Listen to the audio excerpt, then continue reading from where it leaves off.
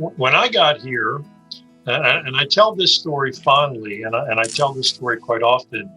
We were a campus of probably around 3,000 students, maybe not quite that many.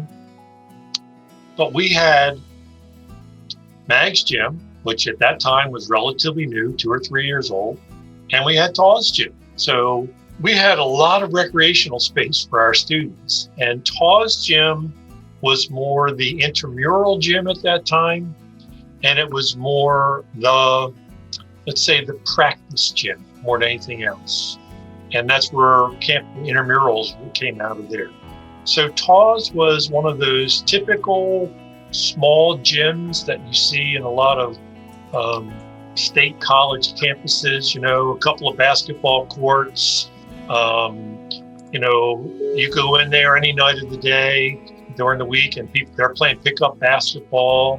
And I know that's where a lot of our alumni from that time, from the 70s and 80s, they spent a lot of their time in Taw's Gym, to be honest with you.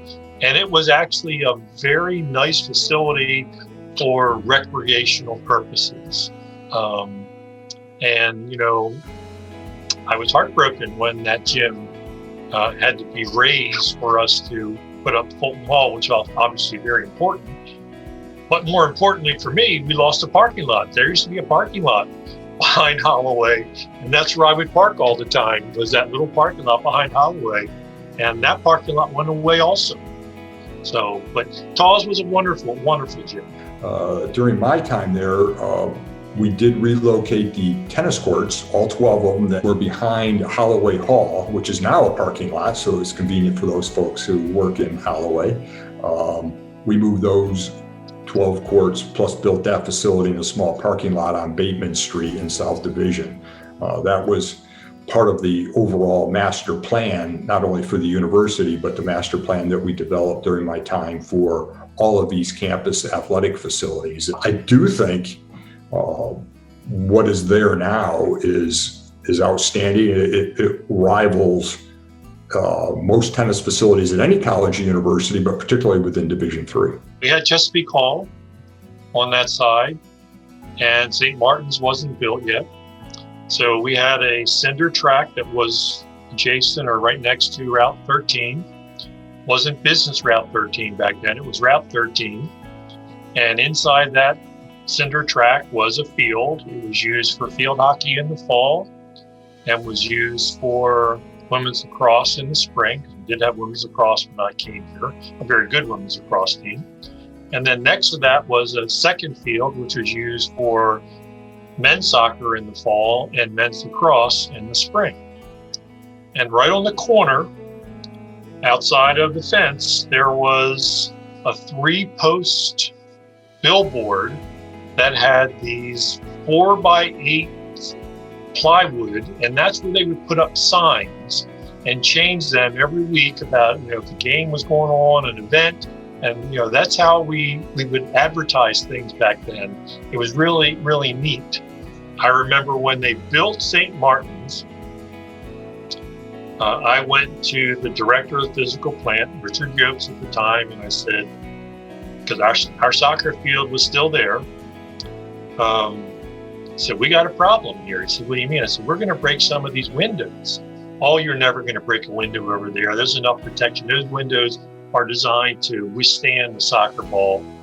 And darn, if the first practice we had out there, we hit a shot and boom, the window cracked.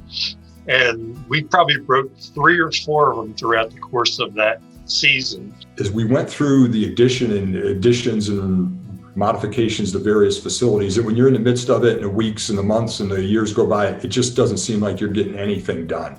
But when you look back at the last 20 or 30 years, there's been some really important, nice facilities. And what we used to lobby for was Salisbury is such an excellent institution and had such incredible facilities on the other side of Route 13, if you will, that each year we were going to do something different up to culminating with that baseball facility. And that's really a tribute to the institution, and our student athletes benefit from it. And I think our student athletes step up to the challenge and represent the institution in an equally fine manner.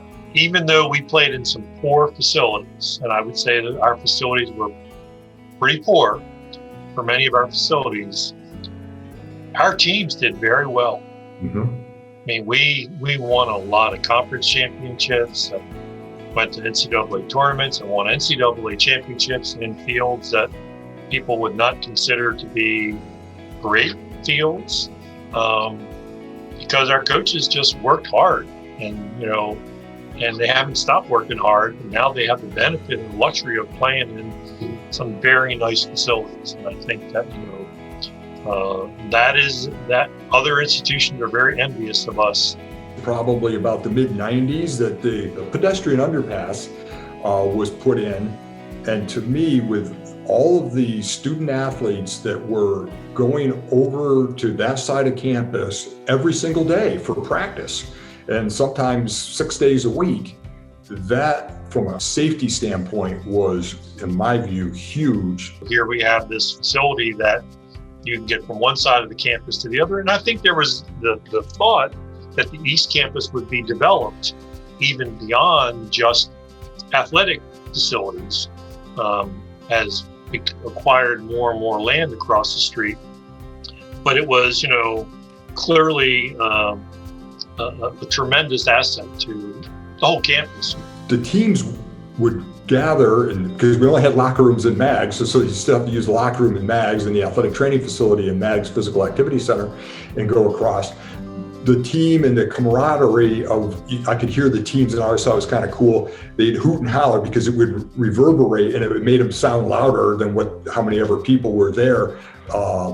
So that tradition, just hearing teams getting themselves psyched up going underneath Route 13 through the tunnel. And for those who remember, they started a chant and they were banging on a piece of metal. There was a metal plate that there were some sort of electrical something underneath. It was a thick metal plate, and bang the rhythm in the chant and noise. People would gather on the other side of Route 13 over the years to watch the lacrosse team come through and hear them beat on that and chant. And I don't know, I know I had to replace it once. Jerry probably had to replace that plate because they beat it. I did. I had to replace it once also. I was told that's the last time it's being replaced. Next time it's on us. So luckily, that's when we moved them across the street. But they did beat on it for one more year, and there's a dent in it right now, as a matter of fact. Coach Dean DeShawn was the men's baseball coach for, I think, 34 years. And, I had the pleasure of being able to work with him. He's a Hall of Famer. Great man, but a baseball guy. Now, if you think Mike's tight with the money, and I'm tight with the money, There's nobody tighter with the money than Dean DeShawn was. Trust me. Go ahead, we could tell stories about just his frugality. Yes, you're absolutely right.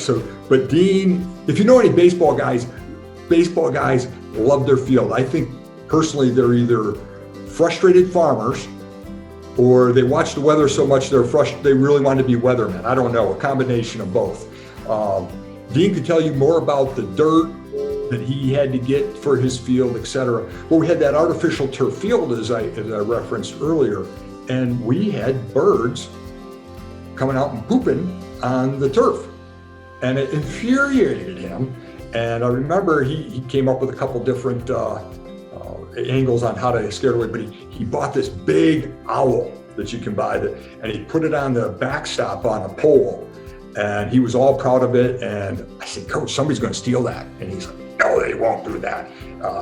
Lo and behold, he put it on the back of the backstop, and for a good year or two, it kept the birds off there from going to the bathroom. But then one day it disappeared after a weekend series, and I think it was a school from New Jersey that I won't name. That bird disappeared, and he was furious. And then about a couple weeks later, he started getting ransom notes that went on for about a year about the bird, and they're going to kill the bird and this and that, and it would get right under his skin. And what are you going to do? Long story short, we found it out in the home team side's bullpen down the left field line. So I don't know that I would blame that school from New Jersey. I might blame some of his players. I think that we're just having some fun at his expense. But we did recover the owl and started to clean up our field again.